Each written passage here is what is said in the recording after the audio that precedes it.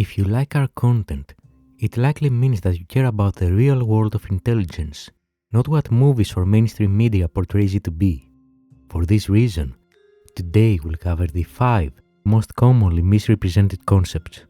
You can also use those to your advantage to immediately assess when someone is familiar with the subject or they are just trying to sound like they are. Welcome to Tradecraft Sunday.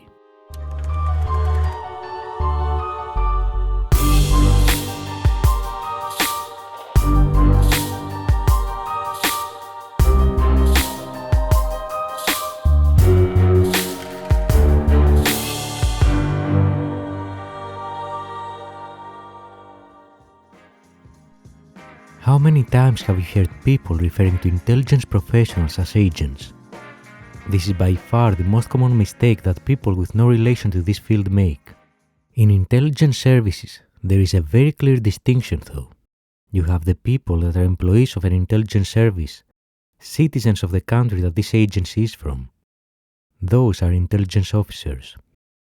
Then you have the people that those officers recruit to commit espionage on their behalf in the country they operate in. Those are usually foreign nationals, and they are called agents. That's also why this isn't only a common mistake, but something that intel professionals occasionally receive as an insult. Calling an intel officer an agent is like calling them a traitor or someone that was manipulated to commit espionage, typically not aligned with the personality traits of most intel officers.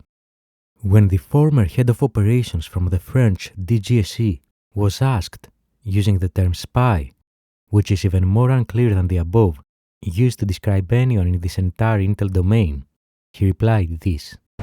Mais alors, qui serait l'espion parfait? Il n'y a pas d'espion parfait. Il y a un espion qui est parfait pour une certaine mission. Le mot espion est jamais utilisé par nous. C'est pas le bon terme. Si on n'utilise pas le terme espion, qu'est-ce qu'il faut dire alors? Agent. C'est vague, ça veut rien dire, ça va très bien. Moving next, we have covert versus clandestine. Once again, there is a clear distinction between the two types of activities. And since those are English words, and by far the largest volume of intelligence content comes from the United States, English-speaking countries and documentation tends to follow the American definitions. The distinction lies on who performed the action, the actor, and what was the outcome of the action. Covert means that the outcome of the action can be observed, but it's impossible to know for certain who was behind it. For instance, someone notices that important files are missing from a safe, or a dead body is discovered in a hotel room, a system was hacked but investigation leads to nowhere, etc. In all those cases the outcome is known, but it's still unknown who did it. Who was the actor behind it? This is covert. Clandestine, on the other hand, is a different type of action. Means neither the actor nor the act become known. Think of someone hacking into a system, stealing some files that's never been discovered. Or an agent providing classified information for their entire life without ever getting caught. An agency intercepting someone's communications passively by collecting the broadcasted signals from their device and so on.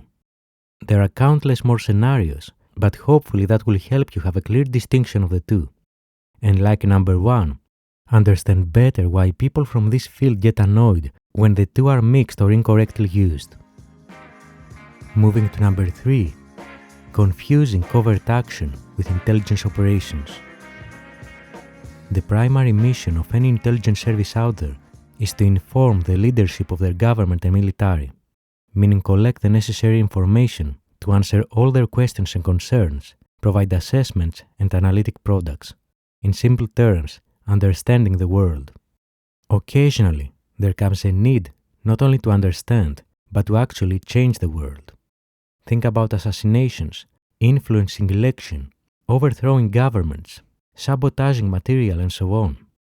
All of those, using the US terminology, fall under the covert action space. Other countries have other terms for it. For example, UK used to call those special intelligence operations France simply called them actions, Russia called them active measures, and so forth. The fact of the matter is that those two worlds are very far from each other.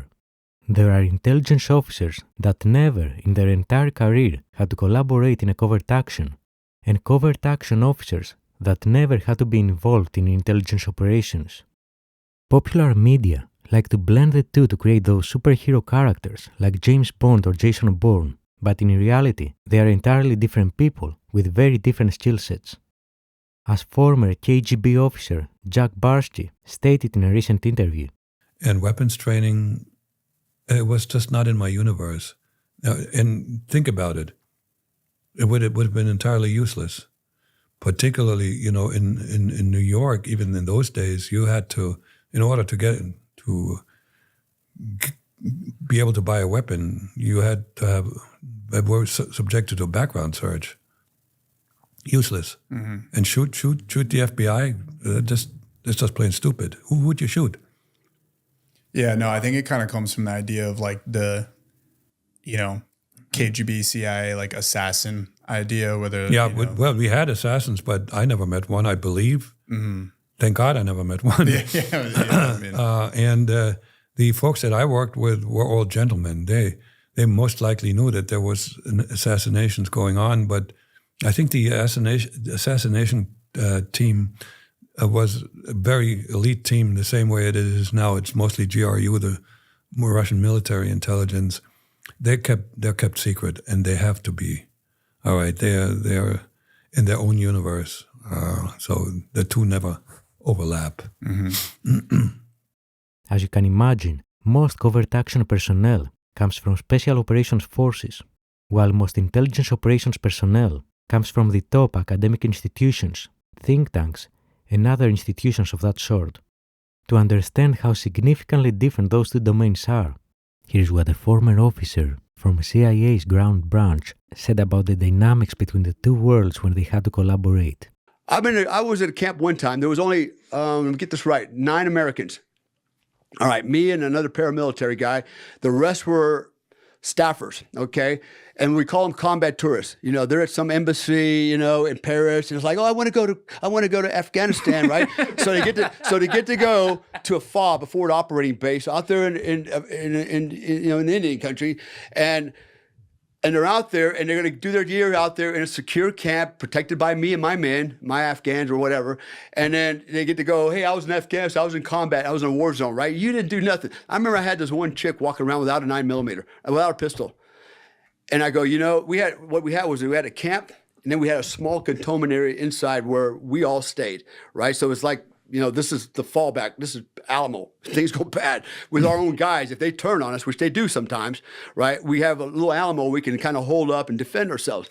And but you never assume that you're safe. You have to assume that there's always going to be somebody, because we know we had Taliban in our ranks. We know that, okay, all the time. You go out and recruit guys, you think he's squared away, but he's actually working for the opposition, right? So you actually had Taliban in the ranks.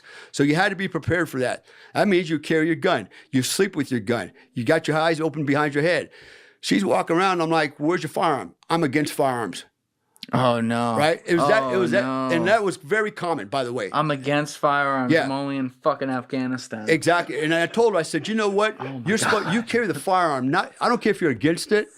You carry the firearm to protect me and the rest of the people here. You should have given her like a fucking machete or something. I should have punched her in her nose, but I should have threw her out there with the wolves. Go, here you go. See how you do without a knife, without a gun. Did she bring some pepper spray? Harsh words, and a little attitude, Stay back, terrorist! freaking Karen, man. That's what Oh my God. But. Yeah, but that's the reality of it, man, what's going on out there. In number 4, we have another common misconception when any former intelligence professional expresses an opinion about a subject and people take it as some form of official statement of their former employer.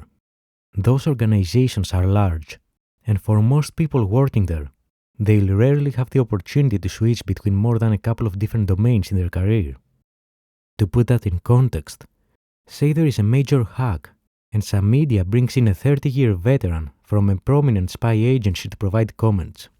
But for those 30 years, this person might have been focusing purely on HUMINT in an entirely different part of the world, completely unrelated to the data breach.